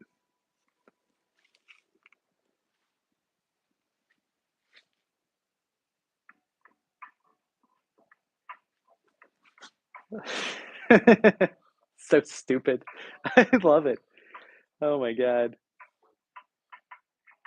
So do you see how it inflects in this? I don't know if you can see them. This mini teapot inflects in. I can't cut into this because it's all it's doing is like ribbing down. So yeah, I'll come back to it in 45 minutes or so when it's dried a little bit more and finish it off. But anyway, yeah, I don't this curve is bothering me, so I'm really excited to mess with it. But I know if I touch it now, it's gonna get worse. So I'm just gonna walk away. So I'm gonna go. Thanks for joining, guys. This is probably it for today. I have to take the kids skiing in an hour and a half. So later. Thanks for hanging out.